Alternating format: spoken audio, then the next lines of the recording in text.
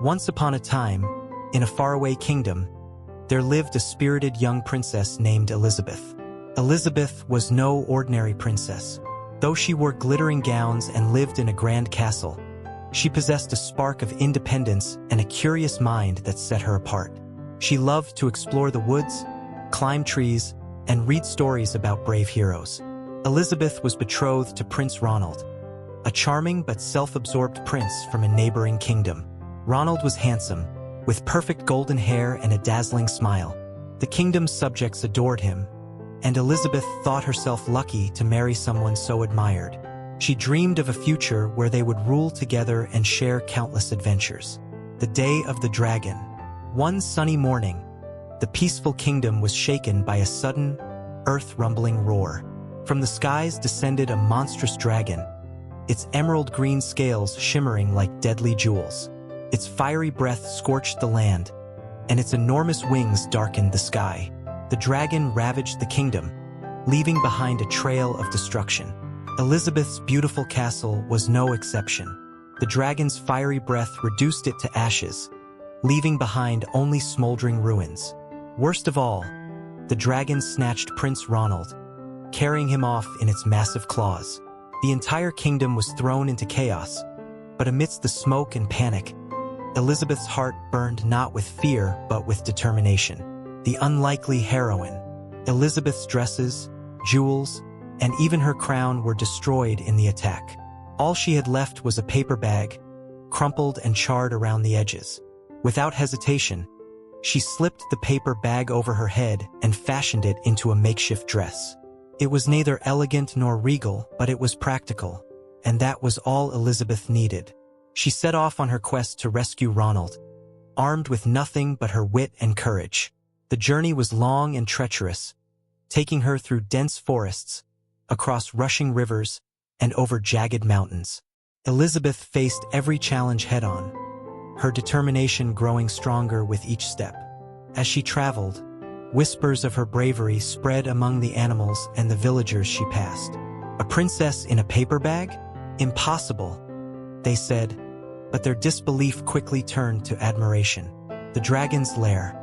After days of searching, Elizabeth finally arrived at the dragon's lair, a towering cave surrounded by charred bones and scorched earth.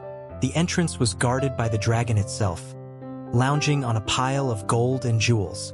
Its massive tail flicked lazily, and smoke curled from its nostrils as it exhaled, seemingly bored with the world. Elizabeth approached boldly, her small figure casting a long shadow on the ground. The dragon's yellow eyes narrowed as it noticed her. "What do you want, little girl?" the dragon growled, its voice echoing through the valley. "I have already eaten 100 nights this week. You don't stand a chance." Elizabeth smiled, her clever mind already working. "Oh, mighty dragon," she said sweetly, "I have heard tales of your incredible strength and power. They say you are the fiercest, most fearsome dragon in all the lands." The dragon puffed out its chest, clearly pleased. "Indeed I am," it boomed. "Prove it," Elizabeth challenged. "Show me how powerful you are. Burn down this entire forest with your fiery breath." The dragon, eager to show off, inhaled deeply and unleashed a massive blaze that reduced the forest to ashes in seconds. Elizabeth clapped her hands in mock amazement. "That's incredible," she exclaimed. "But surely that was nothing. Can you fly around the world in just 10 seconds? The dragon's pride swelled. "Of course I can," it roared. With a powerful leap, it launched itself into the sky, its wings slicing through the air. Elizabeth counted as the dragon disappeared over the horizon and returned, panting heavily. "Impressive," she said, feigning awe. "But I bet you couldn't do it twice." Determined to prove her wrong, the dragon took off again, pushing itself even harder. When it returned, it was so exhausted that it collapsed in a heap, barely able to lift its head. A surprising revelation. Seizing the opportunity, Elizabeth slipped past the dragon and into its lair.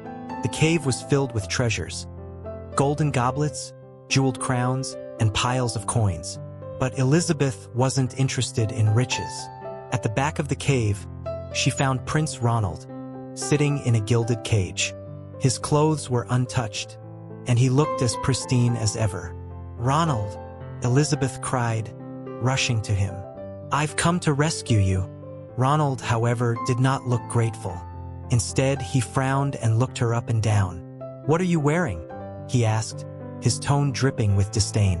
Elizabeth blinked, confused. "It's a paper bag. My clothes were destroyed when the dragon burned down the castle." Ronald wrinkled his nose. A proper princess would never be seen in something so hideous. "You look ridiculous. Come back when you're dressed appropriately." A lesson in self-respect. Elizabeth stared at Ronald, her heart sinking. She had crossed forests, rivers and mountains, outsmarted a dragon, and risked her life, all for him. And yet, he cared more about her appearance than her bravery. In that moment, Elizabeth saw Ronald for who he truly was: shallow, vain, and unworthy of her love. She straightened her back, her confidence returning. "Ronald," she said firmly, "you may be handsome, but you are nothing more than a spoiled, ungrateful prince. I thought I was rescuing someone worth my time, but I see now that I was wrong." With that, Elizabeth turned on her heel and walked out of the dragon's lair. She didn't look back, not even once. A new beginning. As Elizabeth emerged from the cave, the villagers and animals who had followed her journey erupted into cheers. She smiled, not because she needed their applause, but because she had found something more valuable than any treasure: her self-worth. Elizabeth returned to the kingdom, not as a princess waiting to be saved, but as a hero who had saved herself. She rebuilt her life from the ashes, forging her own path with courage and independence. And though she lived happily ever after, it wasn't because of a prince or a castle. It was because she had learned the most important lesson of all. True strength comes from within, and the only person you ever need to impress is yourself. The legacy of the paper bag princess. Elizabeth's story spread far and wide, inspiring people from all walks of life. She became a symbol of resilience, intelligence, and self-respect, proving that a princess doesn't need a crown or a prince to be extraordinary. Her paper bag dress, though humble, became a symbol of her bravery and independence. And for years to come, people told the tale of the paper bag princess who dared to defy expectations and found her own happily ever after. Stay tuned for more enlightening content. Head over to www.mybooksummary.com. Don't forget to subscribe and share the magic with friends. And let's grow together through the power of books and interesting stories.